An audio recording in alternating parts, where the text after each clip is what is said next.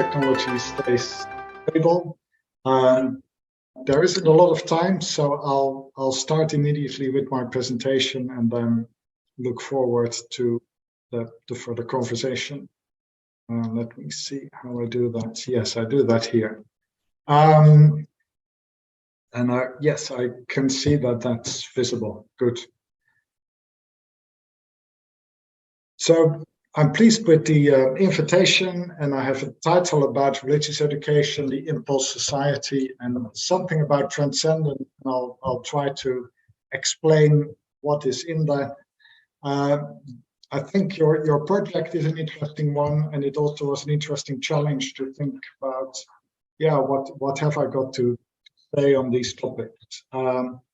I like this idea of Religionspädagogik der Öffentlichkeit, or öffentliche Religionspädagogik, which I think brings together precisely the big notion for which we can thank, Greek civilization, Paideia-Polis-Pistis, which brings together theology, education, and the public sphere. And it took me a while to find a line, because indeed I see many connections with things I've been writing about, like some of the books you mentioned, Thomas, and also the work I've been doing and continue to do with Patricia Haddam, who also wrote a very interesting book on religious education, public sphere.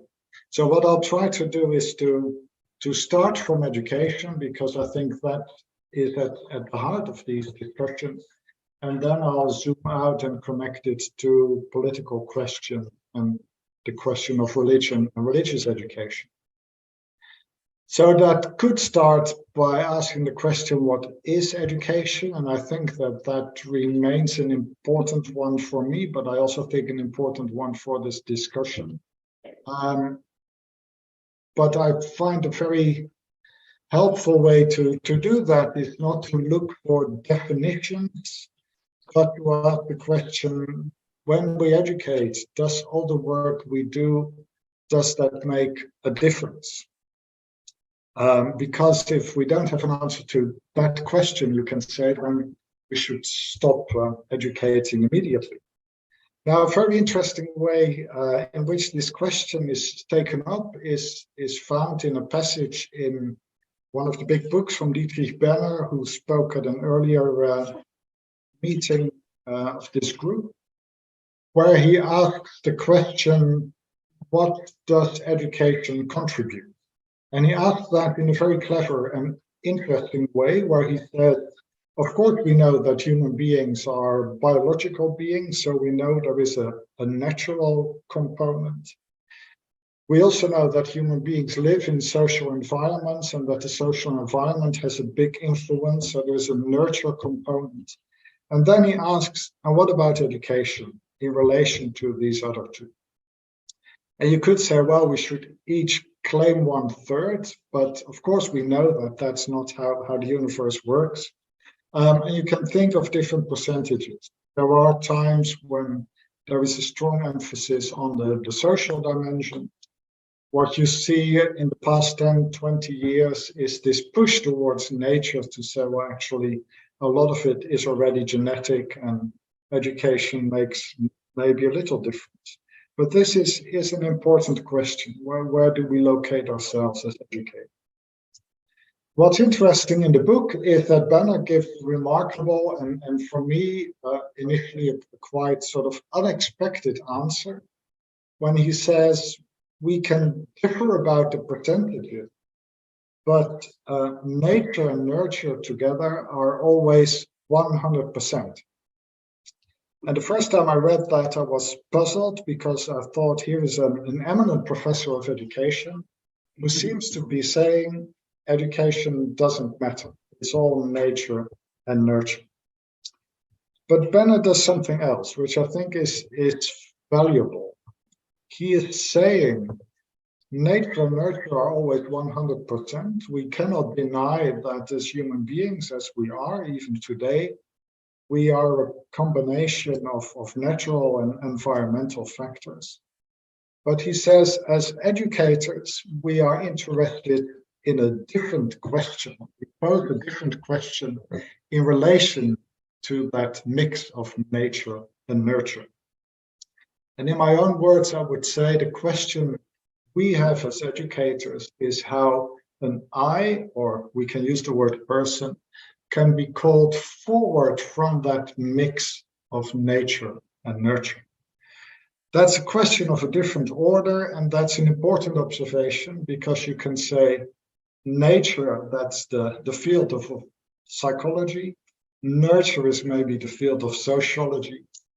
As educators, we have a different question that is not a matter of applied psychology or applied sociology. So if I take that argument, I would say our question as educator is not a question how natural and social factors determine how we become who we are, and perhaps not even how we can influence this process. And if I use a German word here, I would put Bildung in this frame.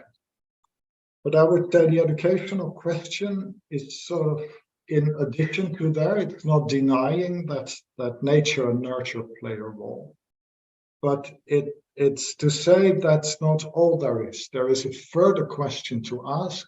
And again, Benner has a very nice phrase for that, where he says our work as educators is that of Aufforderung zur Selbsttätigkeit, summoning to self-action, and I would put the German word Erziehung there. And it's interesting, I had a quick chat last week with Athanasios about that, what the Greek word there would be. Pedagogia, probably more than Paideia.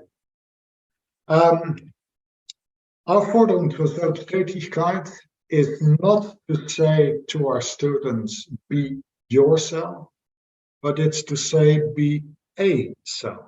And here I think there is another important difference, and I'll say a bit more about that in a minute.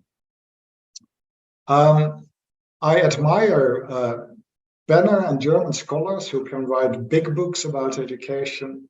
I only managed to write small books about education. But even there, in finding language to really communicate that outside of all theory, I would say what this is about, the Aufforderung zur Selbsttätigkeit, education's own question, where you can say we try to knock on the door of our students and we ask, is anyone there? That you can say, for me, is at the heart of education. That means that in education, we have an existential question at the center. I would say that's not the question we are. For that, we have a word, identity. And again, I'm not saying the question of identity is not important. And we keep finding in our times that we have created all kinds of social configurations in which some identities have a place and others not. So it's understandable that identity is such a big preoccupation of our time. But there is always the educational question, which I would say is the question how we are, how we try to live our lives, how we try to exist.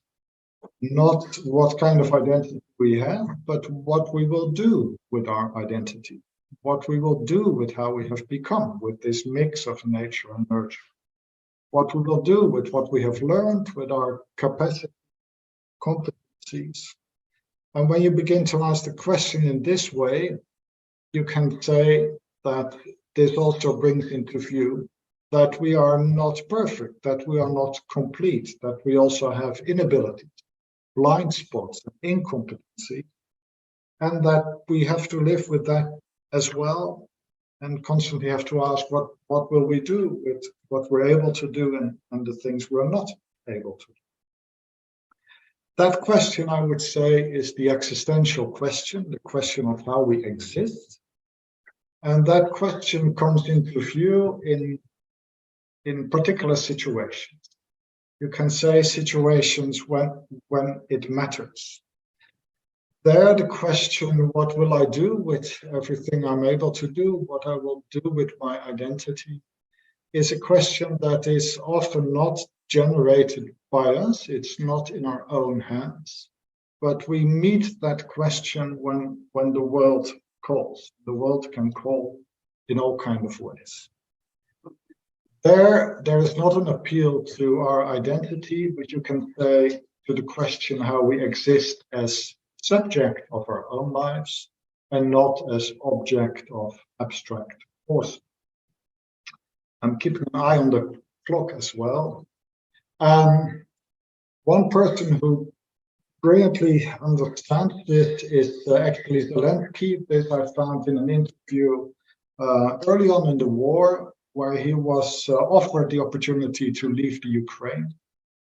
And what he said about that is, if I left Ukraine, I would be alive, but I would no longer be a person. And precisely there, he understands that being a person is an existential matter, which is very different from being alive or being an organism that is influenced by the environment.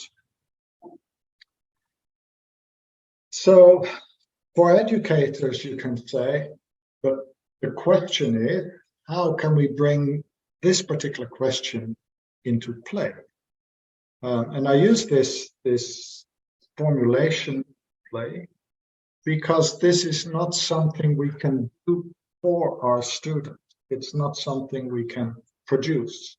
Winfried Böhm very nicely says that the self is the work of the self. That's absolutely right.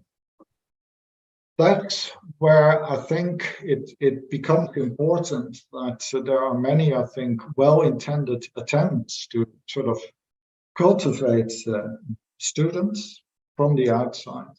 But there is always the risk that students themselves disappear, that there is no space for the work of the self. And in some of my publications, I've raised this question also in relation to Bildung, and we can come back to those discussions if they are relevant. So I would emphasize here that precisely the self, the way in which each of us tries to exist, is not something that is produced from the inside out, but it requires a flipping around of the question, you can say, to look at what comes from the outside to us.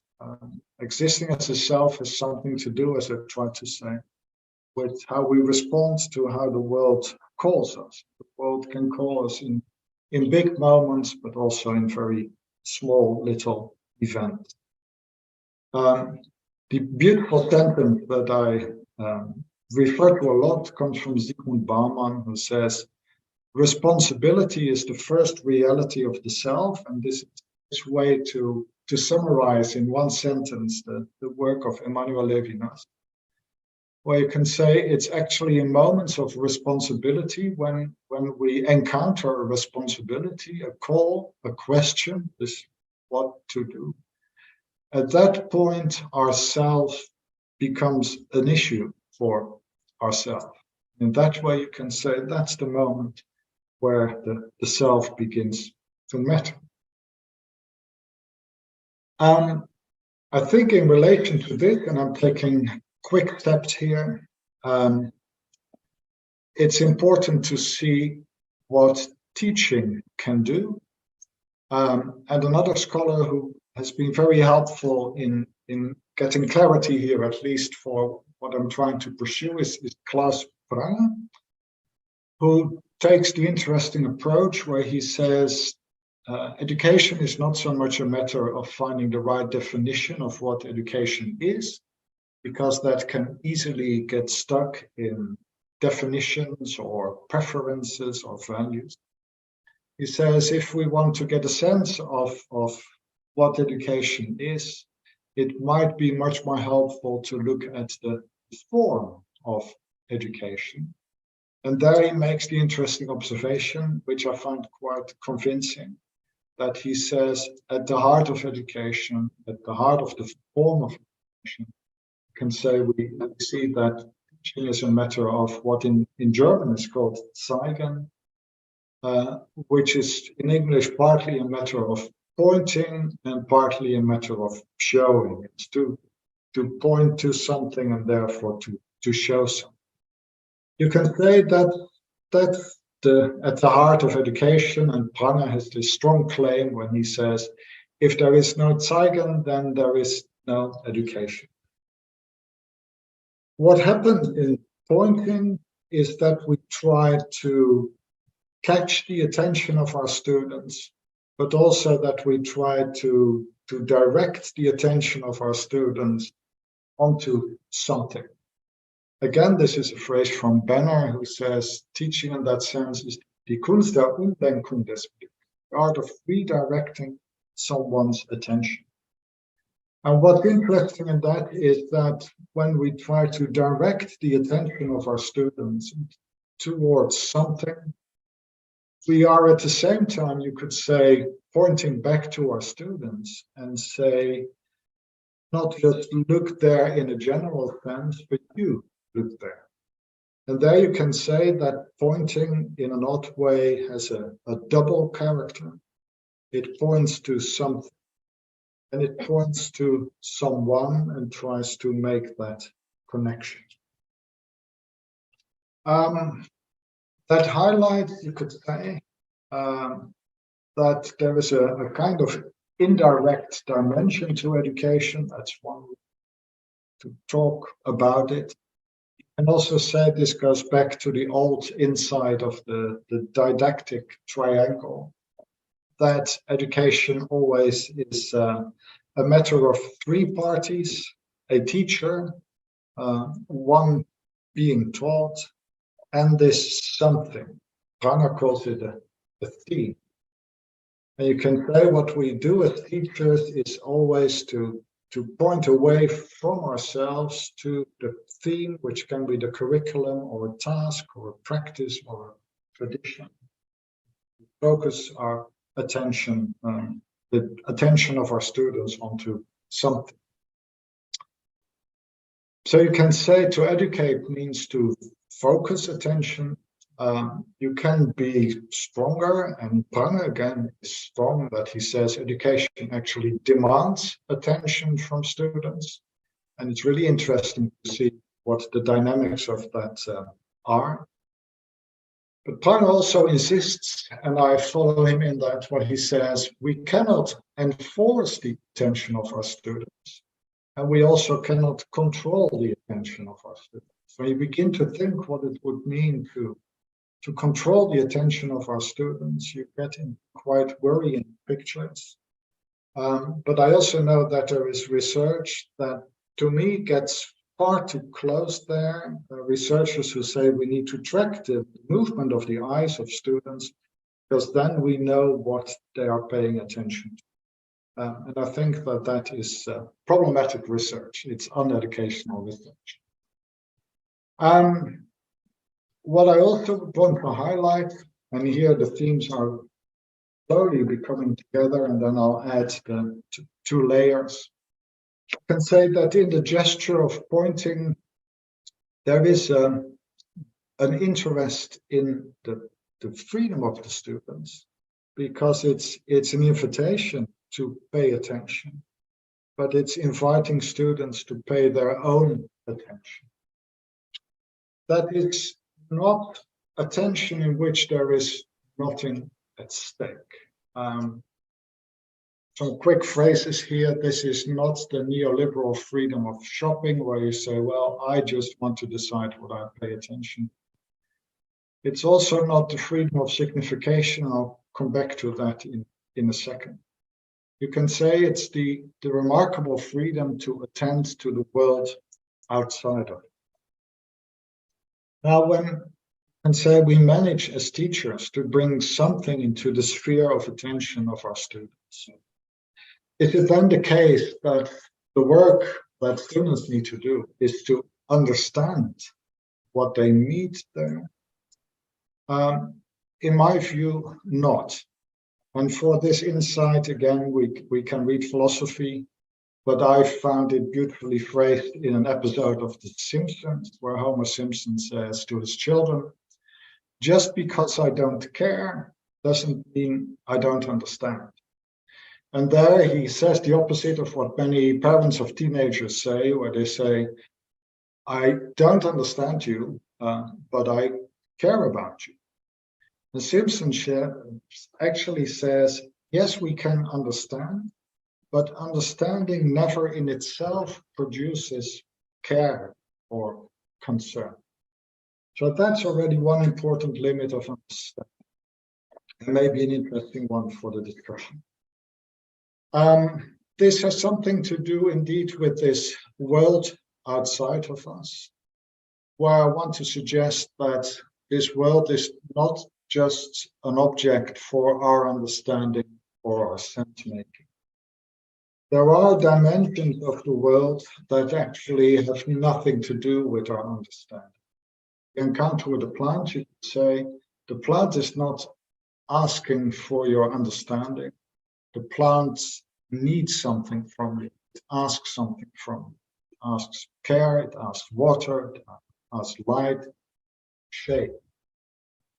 So this, you can say, is a way to see that the relationship with the world is not just a matter of understanding and maybe partly a matter of understanding matters.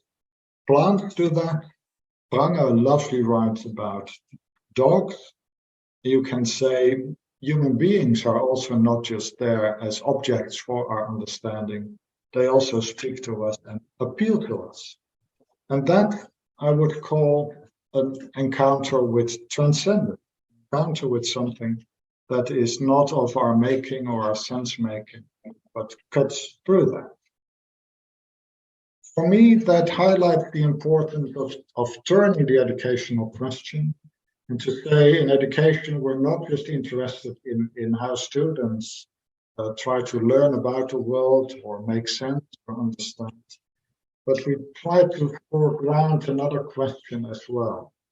Question that comes from the world to me, question, what is this asking of me?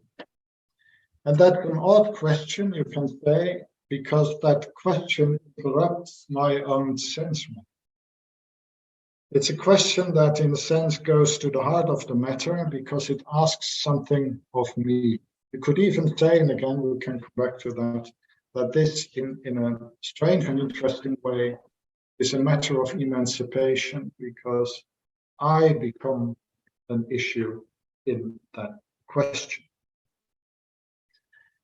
It's a question that transcends because it's not generated by our own understanding, but sort of cuts through that and comes to us. Now that then quickly brings me to the public sphere, you could say, the question of society, where you can ask this question, what the world is asking of us. Have we still got time for this question? And again, in my work, I've been greatly inspired by a beautiful book by an American author, Paul Roberts, called The Impulse Society, in which I would say he gives an educational critique of modern society. And the book has the interesting subtitle, What is Wrong with Getting What We Want? And he shows that an awful lot goes wrong if we have an economic system that is only interested in us wanting more, and never is interested in asking whether everything that we can want, whether we should be wanting that. But this is also the lie, you could say, of populist politics, where politicians say, if you vote for me, I give you everything you desire. Of course, we know that that's not true, but that's what's happening there. Robert in his book is not saying that selfishness is new. What he is pointing at in very important analysis that he says selfish desires, reflex of instant gratification, has become the reflex of the whole of our society. I think he has something important to. What he is also saying is that this question is not new. But we used to have institutions where we helped each other to temper and transform our desires. But those institutions like schools and universities that want to become excellent and at the top, they are themselves also undermined by this logic of impulse. There, and I need a few more minutes, but then I'll manage to get there. There we encounter the educational question at the heart of the impulse society. Philippe Henriot has a very, I think, astute formulation where he says all educational work is the difficult work to help children to disconnect from the logic of instant gratification. It's the work to help children to come into a relationship with their desire, to exist as subject again, and not just be objected to desires. And for me, that's not just the educational question, but it's also the democratic question, where democracy is not just to shout loud and get your desires, but it's to work together and see which of the private desires can be carried collective. So here education and democracy begin to map onto each other. And that brings me finally to religious education. Well, you can say, what then about religious education? For that, I think it's really important, and I'm assuming that everyone in the room or online is aware of this, is that religious education is not one thing. It exists in many different modalities. There are people who say religious education should focus on knowledge about religions. This is what the English school inspector is promoting. There are people who say religious education is to help students to become literate. There are people who say the task of religious education is to understand different religious and non-religious worldviews.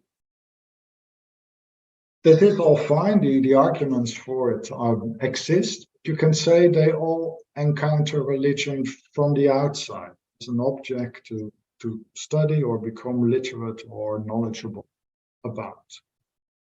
I think it's also important to consider what it would mean to approach religious education from the inside. And here I have one proposal that we developed in England to say, actually, the task of religious education is to introduce children to what a religious way of existing might mean. Is it possible to justify such a proposal for religious education, or is it impossible to have these schools? Well,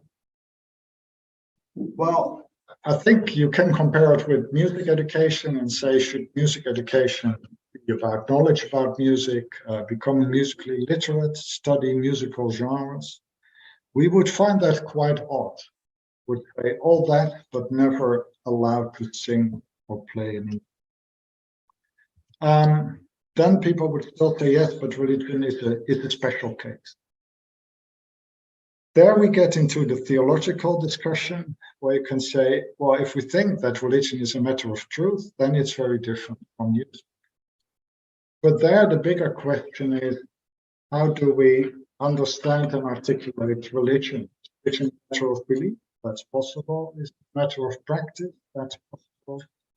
And the argument I want to put forward is to say maybe religion is, first of all, a matter of how to exist. There is an existential question at the heart of religion, and maybe it is living with the possibility of transcendence. Now, if you can follow what I've been trying to do, but I'm aware that I'm weaving a complicated patchwork. For me, along these lines, education, the public sphere and religion are beginning to converge. And for me, that opens possibilities precisely for a public religious education pedagogy. What is at the heart of that? You can say that certain appetite, as I call it, for transcendence matters.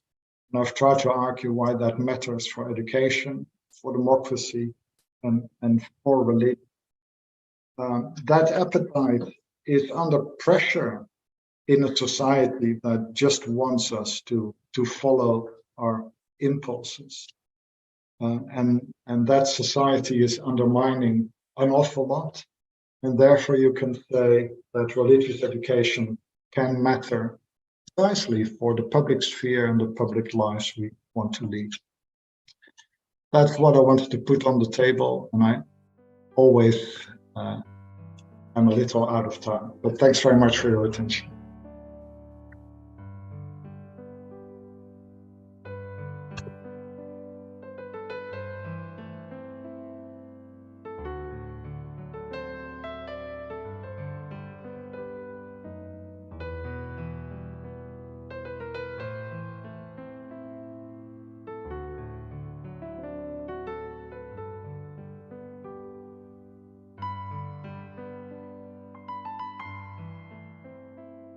Thank you very much, Gert Biesta, for your presentation.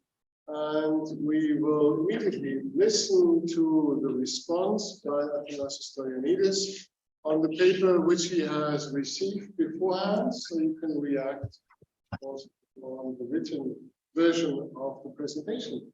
Thank you very much. Well, we thank Gert Biesta for this very thorough contribution, which with much inspiration attempts to present a proposal on how the terms Paideia-Polis-Pistis can be connected to each other. I find it quite significant that this contribution begins with a reference to Gert Biesta, representative of contemporary educational theory and philosophy of education. I don't know why, but it happens to me very often when I study the works of Gert Biesta or Gert Biesta. Certain passages from the Bible come to my mind. For example, the concept of educational transformation, as developed in Benner's work, reminds me in a way of the phrase we can find in the 16th chapter of the Mark's Gospel. He appeared in another form. On the other hand, what exactly Gert Biesta presented to us today about the fundamental purpose of school-educative mystics brought to my mind the following phrase from the 3rd chapter of the Revelation of John. Behold, I stand at the door and knock. If anyone hears my voice and opens the door, I will come into him and eat with him and he with me. Perhaps all this is a simple, meaningless assumption. On the other hand, perhaps all this reveals something else, something more substantial. The fact that the modern philosophy of education, or the modern educational theories, by its efforts to deal with fundamental questions concerning human existence, either consciously or unconsciously, I honestly don't encounter theological reflection, and moreover, is somehow forced to articulate theological perspective. If this is indeed the case, then it implies that modern theological reflection does not belong only to the science of theology, but constitutes a matter that belongs to the public sphere, and so theological reflection seems to be of importance for every domain of human action in society. In any case, having listened carefully to Biesta's contribution, I would not say that there is any particular point to criticize. I have been studying his work for some years, so I have the impression that I'm able to understand many different aspects or accents of his work, not by dwelling on the words, but by moving towards and seeing behind them. But I would like to underline 3 dimensions of his presentation. The first dimension is what exactly we define as education. In very simple terms, education, or pedagogia, speaking in Greek terms, is not training. It is not just the transmission of information. It is not just the transmission of knowledge. It is not just the development of competencies and competencies. These all are important aspects, but they are not sufficient to define what education is and what is education for. At this point, Biesta goes back to Benner and says that education is summoning to self-action. Benner, in his book Allgemeine Pädagogik, speaking in English terms, general theory of education, he highlights that education is a praxis. Speaking in English terms, an action. Action is a work that man produces and which has a very high existential aim. It has to discover the meaning of life and above all to discover that he or she is a unique personality in the entire history. In other words, education aims to help young people to become mature human beings. The humanization of man is the first and fundamental purpose of the educational process. To help young person being educated as a mature human being does not mean helping them doing whatever they want, but helping them become a being who have a unique value, as well as becoming a being who can change his or her future. See the world through a different perspective. This is exactly what learning is, and this is exactly what knowledge is. The ability to approach the world from a distance, to reflect and to discover the meaning of life, or to become aware of the fact that the world appears in an entirely different way as we might think that. The second dimension is the speculation, which we should talk about. This to do with the fact that all the aforementioned observations about education, basic aids, are not applicable today in the school realm. Here I recall a term which Biesta has invented and which occurs in a publication of his. It is the term learnification. This term argues that the whole school educational task is mainly focusing on enabling the young people to acquire knowledge, to develop skills, and to cultivate competencies. But in doing so, it seems to ignore three other great and perhaps the most important questions of education. First, the fact that education is provided only when there are specific contexts. Second, that education is provided during the educational process. And third, the fact that education is an interactional relationship between teacher and pupil. Since the school is concerned only with teaching methodology, it is indifferent to the question about the purpose of the education process, the question about the contents of the educational process, and the question about the interpersonal relations between teacher and pupil, which are formed within the framework of educational reality. Here we should ask ourselves, what are the characteristics of our society that have led us to the formation of this problem? And vice versa, why should also ask ourselves, what kind of school do we envision in order to ensure that the democratic societies of the modern world can have a much promising future? Yet Biesta somehow responds to the above problem that schools face today by introducing the term subjectification and another term to live in a grown-up way into the modern educational discourse. Interpreting Biesta's words by extension, I believe that this term connects to each other three issues: educational process, political life, and religious life. For what reason?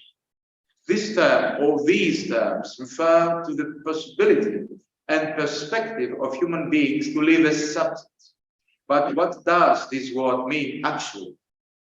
Biesta looks back to Hannah Arendt, the great political philosopher of the last century, and tells us that living as a subject means two things. First, to live fully aware of one's responsibility to his or her own desires. It has to live by controlling his or her own desires, rather than by being controlled by his or her own desires.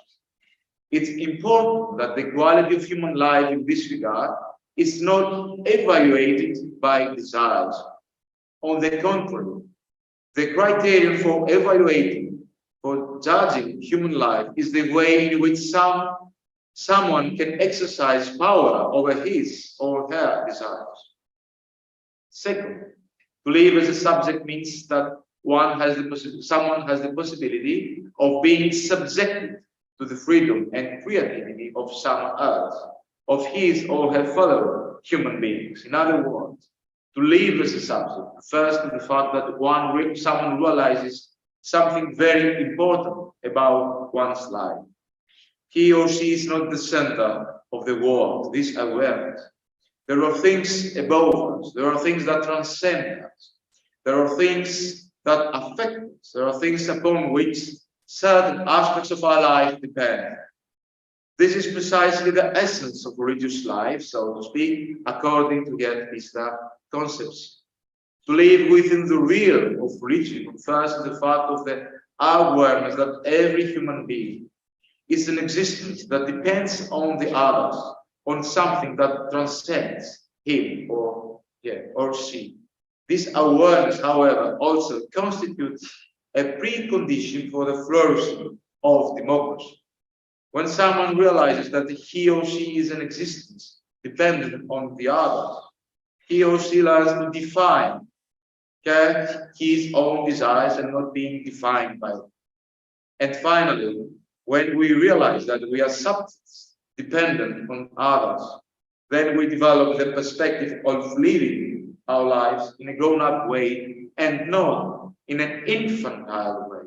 And this is precisely the fundamental purpose of the school educational mission nowadays. The above reflections offer a fruitful field of dialogue with what the so-called theology of hypostasis within the framework of Orthodox theology.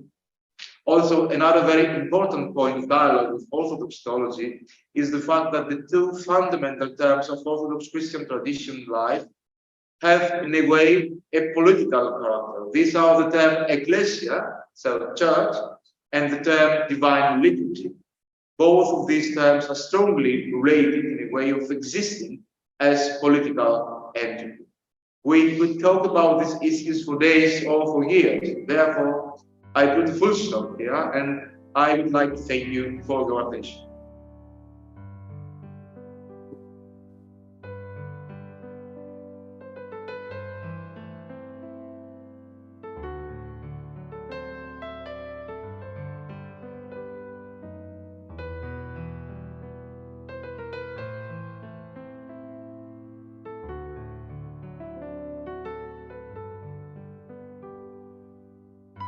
Thank you very much, Athanasios.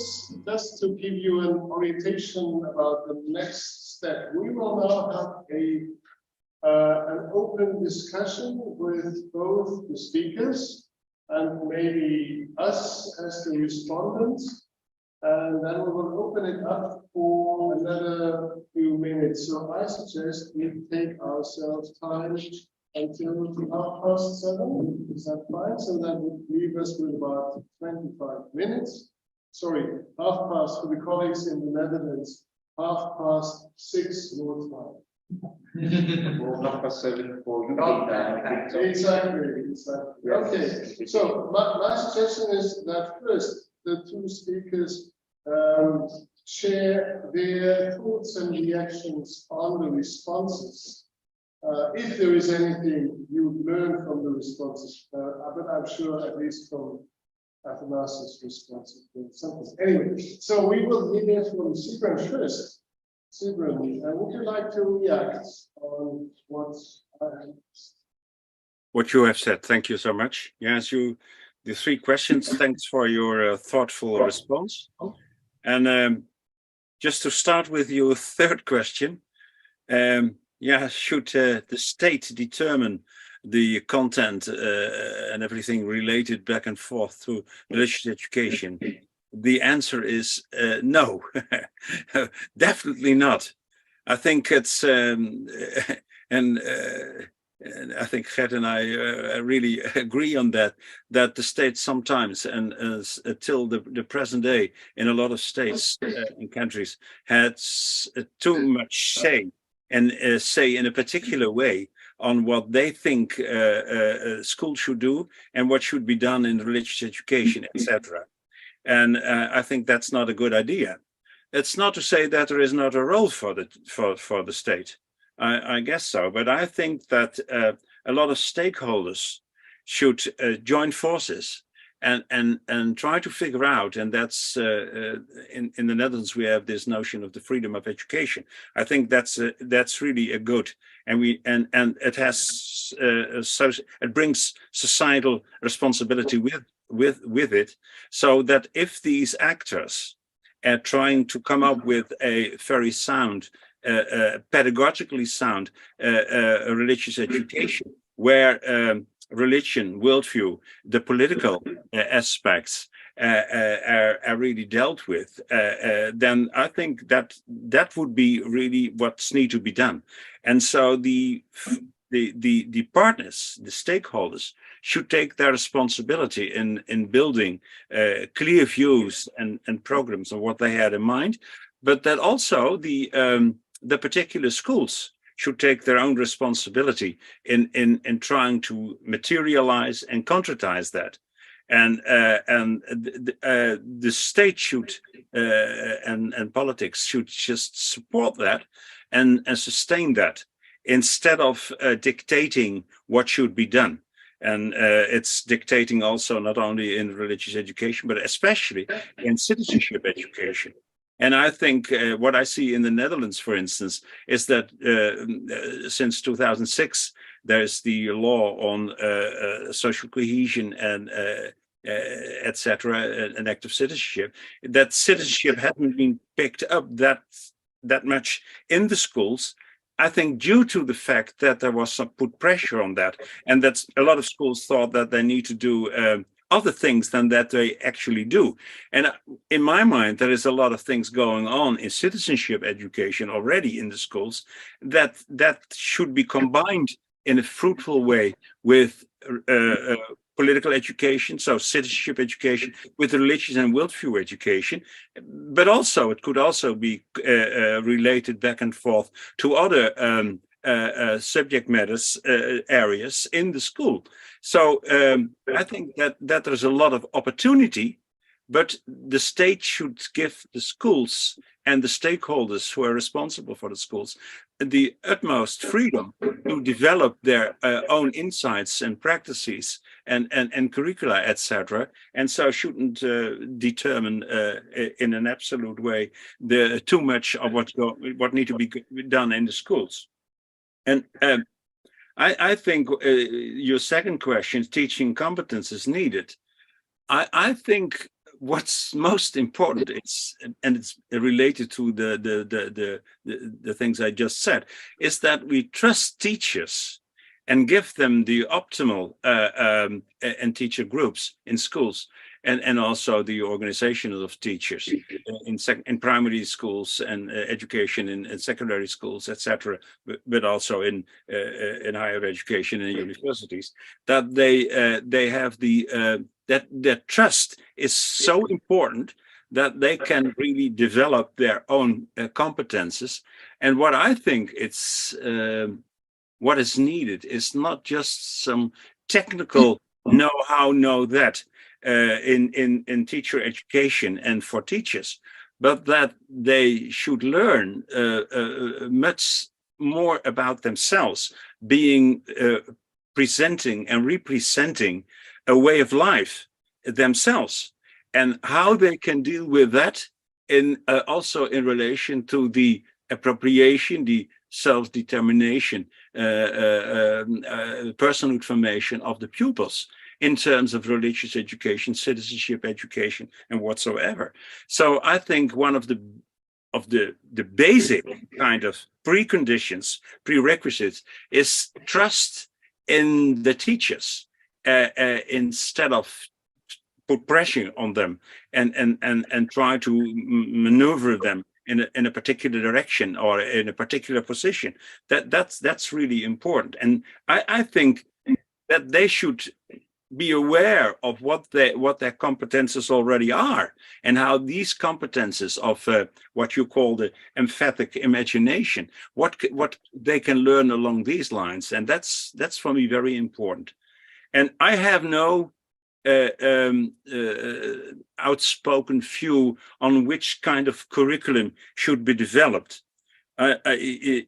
Honestly speaking, I'm quite hesitant on all these kind of curricula that have been developed and that should have helped the teachers and should in the technical sense and what they need to do. And I think what I just said there is the trust in the teachers to develop what they can do, and for the teachers unions as well, that and people who are working on curricula, etc., that working along these lines, probably also in the combination of religion and worldviews and the political, that some new developments will develop when they have the opportunity and get the freedom to develop that, instead of just putting pressure and absolute directions for them and just from this what I would call neoliberal kind of attitude of control, distrust, etc. So we need to leave that behind us, and then I will see that probably a lot of flowers will blossom. It's very nice here in the Netherlands now, with a lot of beautiful colors in the fields. And I think it's not just let it go. It's not anything goes, but much more freedom and trust that's needed.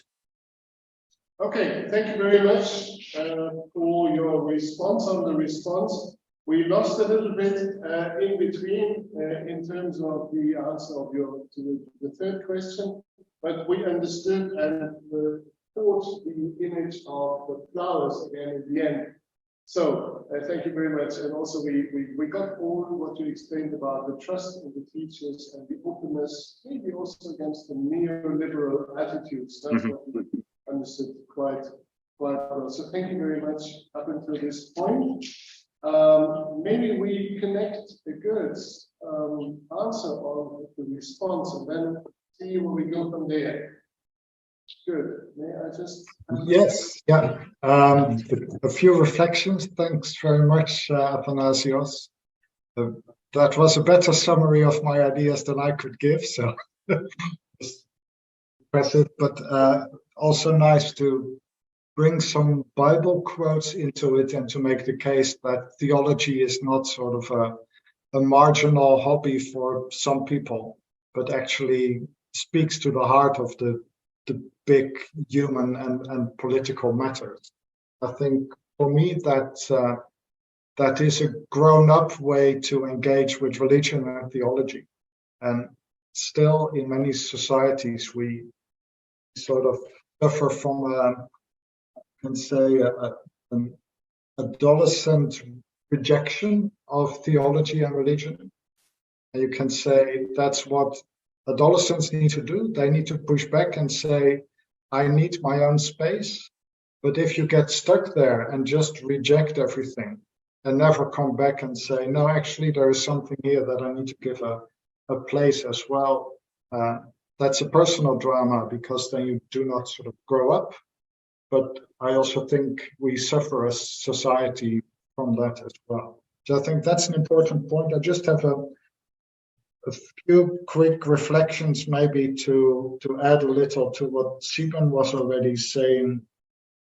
I know quite a lot about the situation in England. And one thing that's really interesting is that religion is the only curricular area that still has a bottom-up status, that for the rest of the curriculum, the government is quite strong in defining what needs to happen there. But there is this beautiful tradition, the phrase was on one of my slides, of what's called the locally agreed syllabus, where, communities locally actually have the right and also the duty to develop a syllabus for religious education. So it's a very special sort of place that religious education has there. The sad thing is that at the moment, the school inspectorate in England is trying to set the tone for religious education. So there are still attempts to destroy the bottom up, where I agree with Siebren that this should come from society itself. And if the state tries to define that from the top down, that is not healthy, you can say, for the democratic life and the public life. Probably what I tried to say, and I think Athanasios really got at that, is that education, politics, and religion share something. And I try to argue they share an insight in the importance of transcendence. You can also say they share the need for transcendence.